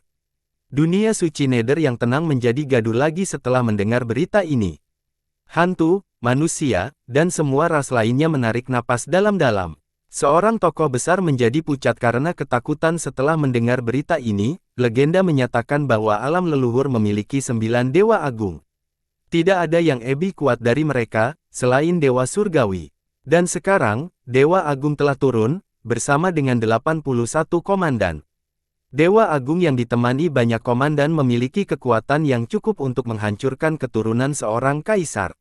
Pada hari yang sama, dekrit Dewa Surgawi terbang keluar dari kota leluhur dan melintasi alam sebelum mencapai wilayah Sungai Seribu Ikan Mas. Serahkan Li Qiye dalam 3 hari atau alam leluhur akan menginjak-injak sekte manapun yang berani melindungi iblis itu. Dekrit tersebut menurunkan suatu perintah tertinggi. Suara dekrit itu menggema di seluruh dunia Secret Nether. Alam leluhur ingin memberikan contoh untuk membangun prestise yang tidak perlu dipertanyakan lagi sehingga semua ras di dunia ini tahu bahwa siapapun yang melawan mereka akan mati, tidak peduli seberapa kuat dukungan mereka. Namun Sungai Seribu Ikan Mas tidak merespon. Sebaliknya, di jalan sepi dari perbatasan Nether yang menuju ke alam leluhur, energi darah yang tak habisnya melonjak. Sebuah bayangan raksasa muncul di langit. Bayangan Li Qiye menuju ke kota leluhur dan kakinya menginjak Grendao, kau ingin mengambil nyawaku. Saat ini, Li Qiye tidak lagi bersembunyi apapun. 13 istananya bergemuruh di langit saat segudang dao bersujud di hadapan mereka. Meskipun Li Qiye belum menjadi seorang kaisar, orang-orang dapat melihat gaya kaisar masa depan dari auranya saat ini. Perhatikan bagaimana aku menginjak-injak kota leluhurmu dan membantai alam leluhurmu. Dengan langit di atas kepalanya dan 13 istana di belakangnya, suara mendominasi Li Qiye yang tak tertandingi menyebar hingga jutaan mil. Dia menggunakan sikap paling agresif untuk menanggapi keputusan tersebut. Semua termasuk melihat pemandangan ini, 13 istana. Pernyataannya yang berani menyebabkan banyak sekte dan keturunan-keturunan terkesiap. Sebelumnya, siapapun akan mengejeknya karena pernyataannya, tapi tidak ada yang berani melakukannya sekarang. Ketika mereka melihat 13 istananya, mereka merasa bahwa dia adalah seorang kaisar abadi yang berjalan di jalan menuju tak terkalahkan. Di masa depan, 9 surga akan dia kuasai sendiri. Aktifkan cermin kemunduran. Setelah mendengar berita tersebut, banyak keturunan-keturunan bangsawan tidak keberatan membuang banyak batu giok halus untuk membuka cermin yang ditinggalkan oleh kaisar mereka. Mereka ingin menyaksikan bagaimana badai ini akan berakhir dari dalam sekte mereka. Banyak kekuatan besar juga melakukan hal yang sama dengan cermin surgawi mereka. Namun, cermin ini tidak sebanding dengan cermin kekaisaran. Jika portal ilahi dibuka, maka cermin kerajaan bahkan dapat melihat alam leluhur, tetapi cermin surgawi tidak bisa. Tantangan Li Qiye terhadap alam leluhur dengan cepat menyebar ke seluruh dunia, menyebabkan gelombang besar.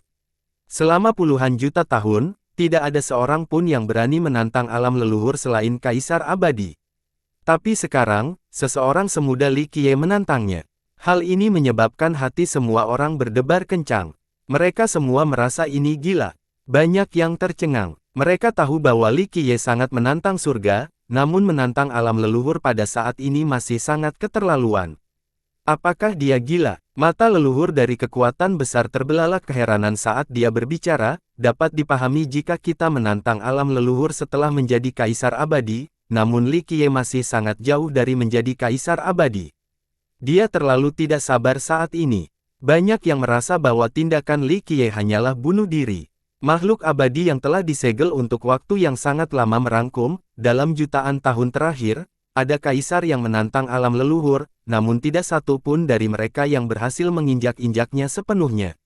Dikatakan bahwa kaisar abadi Fei yang adalah yang paling menentang surga, dia hampir menyebabkan dunia itu runtuh, tetapi pada akhirnya, dia tidak bisa memperpanjangnya dan hanya bisa menekannya selama 1000 tahun. Baru-baru ini, Li Qiye menjadi sangat terkenal. Ia bisa dikatakan sebagai generasi muda nomor 1. Namun, siapapun yang mendengar kejadian baru-baru ini merasa bahwa dia terlalu tidak sabar dan terlalu percaya diri. Dengan 13 istana, tidak ada yang meragukan kekuatan atau kemampuannya untuk menjadi seorang kaisar, namun menantang kerajaan dengan budidayanya saat ini hampir tidak memiliki peluang untuk berhasil. Pada titik ini, cermin surgawi yang tak terhitung jumlahnya diarahkan langsung ke kota leluhur sementara cermin mendominasi memata-matai dari bayang-bayang. Jutaan berkumpul di dunia Secret Nether menunggu dengan napas tertahan untuk menyaksikan pertempuran ini beserta garis keturunan mereka. Di Sungai Seribu Ikan Mas, semua tetua berkumpul di depan cermin keturunan mereka. Hal yang sama terjadi di kerajaan abadi Gunung Sederhana. Di sisi lain, kekuatan besar yang dekat dengan kota leluhur mengirimkan ahli mereka untuk mengawasi dengan cermat. Medan pertempuran itu sendiri di dekat kota leluhur juga penuh dengan mata tertutup, menunggu hal yang tak terhindarkan terjadi. Berita ini sangat sensasional sampai-sampai sekte kecil seperti suku bayangan salju di perbatasan Nether yang jauh juga terdengar. Setelah mendengar berita tersebut, jantung Qiurong Wanshui mulai berdetak lebih cepat. Dia merasa sedih karena dia tidak memiliki kesempatan untuk mengucapkan selamat tinggal pada Li Qiye. Dia berdiri di lokasi tertinggi di tanah leluhurnya untuk melihat ke arah kota leluhur yang jauh. Karena tidak dapat menyaksikan pertempuran tersebut, dia meletakkan tangan bersama-sama dan menggunakan postur yang sangat saleh untuk berdoa bagi bangsawan mudanya, berharap bahwa dia akan kembali dengan kemenangan. Di hadapan banyak orang, Li Qiye tiba tepat di luar kota leluhur. Kota ini adalah salah satu lokasi paling menonjol di dunia Secret Nether. Ia tidak pernah memiliki seorang kaisar, tetapi itu adalah suara alam leluhur di dunia fana, yang memungkinkannya memiliki prestise yang besar. Selama jutaan tahun, banyak kaisar juga datang berkunjung sebagai tamu. Itu adalah kota yang sangat besar dengan puluhan ribu ahli, semuanya adalah murid kota atau orang-orang yang bersumpah setia kepada kota. Lebih tepat sama dengan harga yang sama dengan kota. Meski cukup luas, hanya yang kuat yang masuk, manusia tidak diizinkan. Itu menganggap dirinya sebagai puncak keberadaan dunia suci Nether, sebuah negeri dengan kesucian yang tidak perlu ditanyakan lagi. Manusia tidak diperbolehkan menodainya. Itu berdiri dengan anggun sambil memberikan suasana khusyuk, siapapun yang berdiri di luar akan terpengaruh oleh kehadirannya. Ini adalah negeri para dewa, negeri yang tidak akan memaafkan penghujat manapun. Bagian dalam kota penuh dengan cahaya terang. Dewa Agung sedang memimpin kuil tertinggi dengan 81 orang yang memerintah di sekelilingnya untuk perlindungan. Mereka memancarkan aura cerah yang membentang bermil-mil bagaikan dewa di surga. Lampu suci ini menyalakan hasrat menonton dari seluruh penonton. Pada saat ini, leluhur yang tertidur di kota leluhur bangun dan mengambil alih tempat perlindungan penting. Seluruh kota dalam keadaan siaga penuh, temboknya adalah yang paling umum di dunia ini. Bahkan jika dunia runtuh, hal itu tidak akan mempengaruhi kota ini sedikitpun. Sebuah portal dewa melayang di atas langit kota. Itu adalah jalan menuju alam leluhur. Portal ini ditutup saat ini, dan bahkan para dewa pun tidak akan bisa membukanya sekarang. Ya, inilah satu-satunya jalan yang menghubungkan dunia leluhur dengan dunia fana. Legenda menyatakan bahwa portal ini akan terbuka setiap 100 tahun sekali, tetapi mereka yang berada di atas masih dapat membukanya jika mereka ingin turun. Namun, bagi mereka yang berada di bawah yang ingin naik ke dunia nyata, hal itu hampir mustahil dilakukan tanpa izin meskipun mereka menghancurkan dunia suci Nether. Ada legenda yang menyatakan bahwa ketika Kaisar Abadi Fei yang menyapu alam leluhur, dialah satu-satunya yang pernah menghancurkan portal ini. Pada saat ini, Li Qiye sedang berdiri tepat di luar kota sementara semua ahli di dalamnya tetap waspada. Dewa Agung dan 81 memerintahkan melindungi kuil tertinggi, menimbulkan rasa takut pada semua ahli. Mata yang tak terhitung jumlahnya dari sejumlah besar keturunan menyaksikan pertempuran ini. Ada yang berdoa, ada yang tetap diam, dan ada pula yang mengumpat dengan kejam. Tidak peduli niat mereka, semua menahan nafas saat ini. Bahkan bisa dikatakan bahwa seluruh dunia suci Nether tertarik pada peristiwa tunggal ini. Dewa Agung yang duduk di tempat tinggi berbicara, hewan tidak penting dari umat manusia, maukah kamu menyerah? Sebagai salah satu dari 9 Dewa Agung alam leluhur, dia cukup menakutkan. Cahaya ilahi yang dipancarkan dari tubuhnya memenuhi dunia saat hukum universal bergeser di sekitar sosoknya. Terdengar teriakan naga dan burung phoenix saat auranya hampir tidak terganggu bagi para penyembahnya. Kata-katanya terbuat dari emas dan membawa tekanan kuat yang bahkan memaksa Raja Surgawi untuk bersujud. Li Qiye dengan tenang menatap kota yang penuh dengan sinar menakutkan yang melesat ke 9 langit. Semua pertanda melihat pemandangan megah ini di mana para ahli dan banyak leluhur yang terbangun siap bernyanyi. Li Qiye dengan santai berbicara kepada kota yang dilindungi oleh para dewa, selama jutaan tahun, alam leluhurmu masih mempertahankan nada yang sama. Sekelompok dewa palsu, apakah Anda benar-benar mengira Anda adalah dewa sejati? Wilayahmu hanya bisa ada sampai hari ini karena perlindungan makhluk mengerikan di bawah tanah, kamu bukanlah sesuatu yang istimewa. Manusia biasa tidak boleh menganggap dirimu sebagai dewa sejati. Bodoh sekali, teruslah menempuh jalan. Menantang ini dan Anda tidak akan menjadi satu-satunya orang yang tidak dapat ditebus, Anda juga akan menyebabkan bencana yang menimpa umat manusia Anda. Dewa Agung menjawab dengan nada berwibawa yang tak terbatas. Li Qiye tidak tertarik lagi dengan menukar kata-kata ini dan berkata, aku tidak punya waktu untuk berdiskusi denganmu. Setelah hari ini, kota leluhur dan alam leluhur tidak akan ada lagi. Ayo, ini waktunya pertarungan. Li Qiye mengeluarkan item untuk dipanggil. Cahaya yang menyilaukan muncul bersamaan dengan seseorang yang berdiri tepat di sebelah Li Qiye.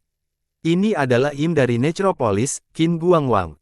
Kota leluhur. Saat Qin Guangwang muncul dan melihat kota itu, matanya memancarkan kilatan mematikan yang tak ada habisnya. Dia memperdalam nadanya, sekelompok pelayan masih berani menyebut dirimu sebagai nenek moyang ras hantu. Li Qiye mengangguk dan berkata, mulailah. Aku akan menghancurkan portal ilahi sementara kamu menyapu semuanya. Bagus sekali. Qin Guangwang menjawab dengan tegas dan memulai perjalanannya menuju kota leluhur. Ledakan. Dia memancarkan aura yang tak terpecahkan dan, dengan satu hentakan, beberapa kuil dan paviliun kota leluhur langsung runtuh. Engkol klak. Kisah mengerikan muncul di dalam kota. Kota ini memiliki pertahanan yang kuat, Tetapi Qin Guangwang seperti God King abadi, perimeter kota yang pernah diperkuat oleh Kaisar abadi tidak dapat menghentikan langkahnya. Dia memasuki kota dan tidak ada yang bisa menghentikannya. Saat langkahnya semakin cepat, pertahanan kota runtuh satu demi satu. Pada saat ini, dia adalah dewa sejati, dewa yang tidak ada duanya di dunia ini. Tidak ada keberadaan yang bisa menghentikan kemajuannya. Banyak ahli yang melakukan konstruksi maju setelah gangguannya dan mengeluarkan jasa hukum mereka yang paling kuat. Namun, para ahli ini hanyalah semut sebelum Qin Guangwang. Qin Guangwang menekan dengan satu tangan, menyebabkan banyak sekali hukum dilanggar saat darah mewarnai bumi. Para ahli ini tidak bisa menghentikan dan langsung merusaknya. Adegan yang membuat persimpangan ini menyebabkan banyak sekali eksistensi dan garis keturunan yang menentang surga di dunia suci Nether terkesiap. Eksistensi abadi di Simple Mountain Immortal Kingdom memandang ke arah Qin Guangwang yang menakutkan dan berkerumun, apakah God King ini tidak terkalahkan dari legenda? Atau apakah dia benar-benar dewa sejati? Pemandangan yang dipantulkan oleh cermin surgawi membuat takut semua orang. Beberapa orang mengenali identitasnya dan berkata, bukankah itu Im dari Necropolis? Mengapa Im pergi bersama Li Qiye? Di dalam kota, ribuan ahli tewas mengenaskan di tangan. Jangan berpikir kamu bisa melakukan sesukamu. Seorang leluhur dari kota leluhur meraung. Beberapa leluhur berkumpul membentuk pasukan yang cukup tangguh. Ini adalah leluhur terkuat di antara semua pakaian dalam lama karena mereka berada di tingkat master legendaris. Ketika mereka melonjak ke depan, aura kejayaan muncul saat dunia berguncang. Pasti nenek moyang ini memiliki senjata kaisar. Dentang, Qin Guangwang melemparkan 3 pedang yang diikuti dengan kilatan cahaya di langit, menyebabkan kepala leluhur ini terkenal. Bahkan leluhur dengan senjata kaisar pun tidak bisa lolos dari kematian. Ini adalah 3 pedang darah yang sangat indah. Seolah-olah mereka bermandikan darah kental para dewa. Setiap pedang memancarkan sinar berdarah yang mengerikan yang menyebabkan jiwa para penonton lari dari tubuh mereka.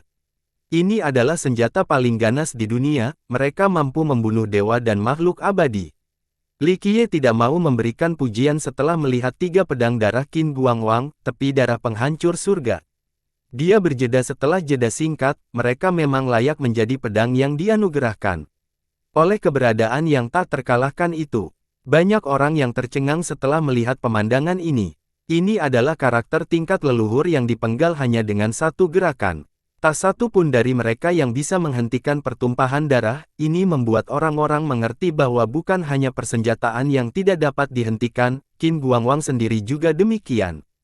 Eksistensi abadi yang telah tersegel selama bertahun-tahun merasakan hawa dingin di hatinya dan berkata dengan pasti, dia benar-benar seorang God King yang tidak ada duanya, tapi kenapa aku belum pernah mendengar orang seperti itu sebelumnya? Waktunya untuk memulai. Li Qiye melangkah ke kota leluhur dengan kunci leluhur asal hantu di tangannya. Dia memutarnya dan, benar saja, semua hantu kecil itu terbang keluar. Suara membaik. Saat Li Qiye menyelimuti kuncinya, 99 hantu kecil itu berubah menjadi lubang hitam seukuran cangkir, dan mereka semua melayang di sekitar Li Qiye.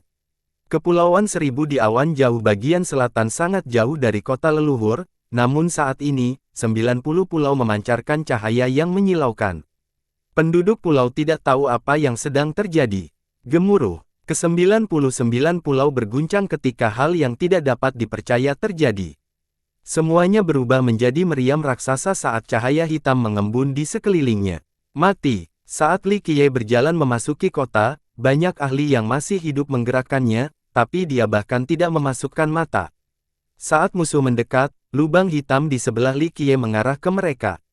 Ledakan. Dengan ledakan yang memekakkan telinga, satu meriam dari Kepulauan Seribu ditembakkan. Saat ini, lubang hitam terdekat mengarah ke sekelompok ahli dari kota leluhur dan mengeluarkan sinar hitam. Banyak lagi tembakan yang menyusul segera setelahnya. Ledakan, diluncurkan, diluncurkan. Para ahli yang masuk semuanya meledak ketika darah mereka turun dari langit setelah ditembak oleh sinar meriam hitam ini. Gemuruh, lubang hitam terus-menerus ditembakkan. Hampir mustahil untuk menghindari sinar hitam ini. Bahkan yang terkuat pun akan diledakkan ke dalam adegan perceraian. Ah! Tiba-tiba, teriakan terdengar di mana-mana dan tidak ada seorang pun yang bisa menghalangi jalan Li Qiye. Adegan ini mengejutkan mereka yang menyaksikan pertempuran dengan penuh perhatian. Apa yang terjadi?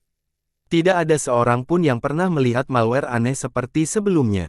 Beberapa tindakan bereaksi sangat cepat, seperti Sungai Seribu Ikan Mas di awan jauh bagian selatan yang langsung menerima kabar terkini. Itu dari Kepulauan Seribu. Sekte Sungai adalah yang pertama menghapus cermin peninggalan mereka ke pulau-pulau Ni. Ketika pulau-pulau ini terangkat ke atas seperti meriam, semua tetua menatap mereka dengan tercengang dengan lidah terikatnya. Faktanya, banyak negara dan sekte yang dekat dengan Kepulauan Seribu juga tercengang setelah melihat meriam ini. Selama jutaan tahun, semua sekte ini beranggapan bahwa Kepulauan Seribu sangatlah biasa, sehingga mereka semua terkejut melihat penampakan benteng-benteng yang dilengkapi meriam ini. Setelah melihat pemandangan ini, orang-orang dapat menyimpulkan titik-titik tersebut. Mereka tahu bahwa sinar hitam yang ditembakkan dari lubang hitam di dekat Likie semuanya berasal dari Kepulauan Seribu. Meriam hantu primal, master aliran leluhur di Necropolis yang jauh tiba-tiba membuka matanya dan dengan lembut menghela napas sebelum bersepeda. Ini adalah meriam yang pernah digunakan untuk menekan pemakan hantu. Siapa yang mengira akan digunakan seperti ini hari ini? Lan Yunzu, yang berdiri di depan cermin sekte sungai, menarik napas dalam-dalam.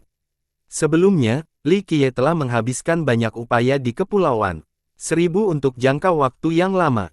Dia mengira semuanya sudah berakhir setelah dia mendapatkan batang pohon kering. Bahkan dalam mimpinya, saya tidak menyangka Pulau Seribu bisa dimanfaatkan seperti ini. Berapa banyak orang yang bisa meramalkan hal ini? Dia sekarang mengerti bahwa setibanya di Kepulauan Seribu, Li Qiye telah merencanakan rencana untuk menyerang alam leluhur. Dia tidak tahu bahwa dia sudah berencana melakukan hal itu saat dia tiba di dunia suci Nether.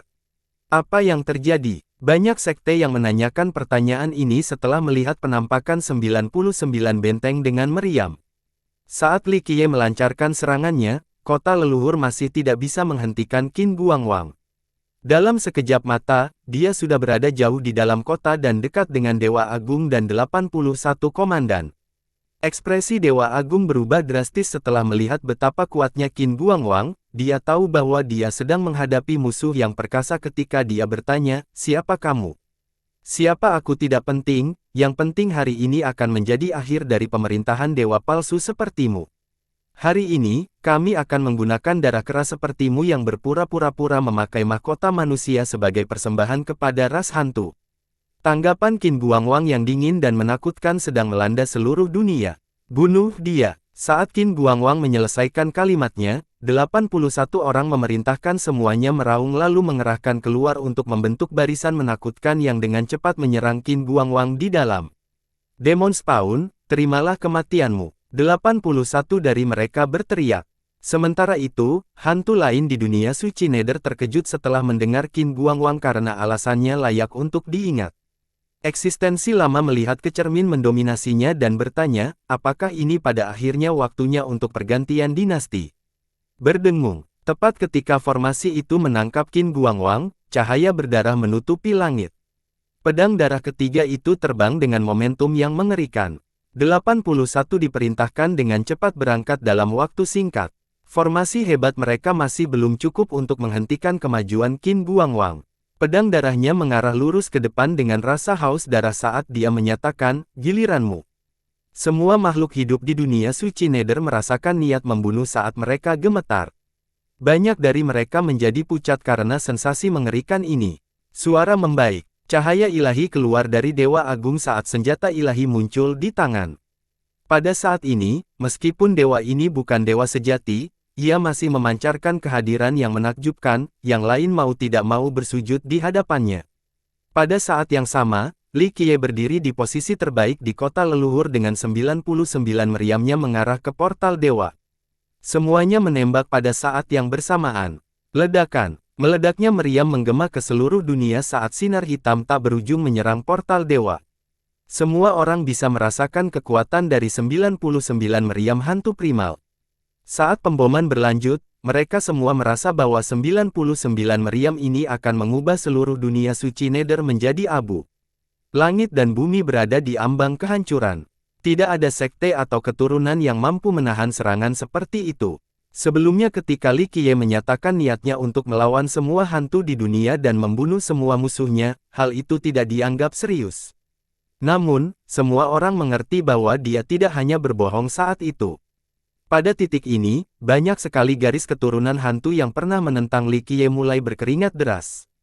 Li Qiye tidak perlu melakukan apapun, 99 meriam saja sudah cukup untuk melenyapkan sebuah garis keturunan dan mengubahnya menjadi abu. Meriam-meriam itu ditinggalkan oleh keberadaan legendaris itu. Itu dimaksudkan untuk generasi mendatang jika Ghost Devourer muncul kembali. Mereka bisa menggunakan meriam ini untuk menghentikan. Selama pemakan hantu tidak meninggalkan dunia suci Nether, meriamnya akan cukup untuk menekannya. Kekuatan mereka sangat besar, meskipun itu bukan senjata kaisar, sebenarnya senjata itu lebih kuat dari senjata ini. Saat ini, meriam yang dimaksudkan untuk menekan sang pemangsa berada di tangan Li Qiye, dan meriam tersebut menjadi salah satu senjata terkuat di gudang senjatanya melawan alam leluhur. Akhirnya, serangan gencar dari meriam menyebabkan portal dewa retak, menyebabkan semua orang yang menonton terkesiap. Legenda menyatakan bahwa tidak ada yang bisa membuka portal dari alam bawah kecuali dia adalah kaisar abadi, tetapi serangan terus-menerus dari meriam akan menghancurkan portal tersebut. Ledakan. Serangan terakhir datang dan portal itu hancur total.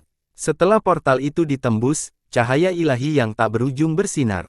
Seseorang kemudian dapat melihat alam leluhur dari lubang ini. Pada saat ini, bahkan Dewa Agung, dengan senjata ilahi yang tak terhentikan, bukanlah tandingan Qin Guangwang dan ketiga pedangnya. Setelah puluhan tahun pertukaran, dewa yang dulunya tinggi dan tidak terjangkau ini dibunuh oleh Qin Guangwang. Adegan ini mengejutkan semua orang, betapa mengerikannya membunuh Dewa Agung. Tidak ada garis keturunan atau individu di dunia suci Nether yang berani melakukan hal itu selain Kaisar Abadi. Namun, yang lebih menakjubkan lagi adalah portal dewa itu meledak. Ini adalah kehancuran kedua dalam jutaan tahun terakhir, yang pertama disebabkan oleh serangan Kaisar Abadi Fei Yang. Li Qiye melihat jalan menuju alam leluhur dan perlahan berkata, sudah waktunya untuk memulai. Merusak. Qin Guangwang berteriak dan melemparkan trisula. Ini adalah serangan pamungkasnya, itu seperti Kaisar Abadi yang melancarkan pembantaian kekaisaran. Ledakan. Setelah ledakan yang memekakkan telinga, seluruh kota leluhur hancur.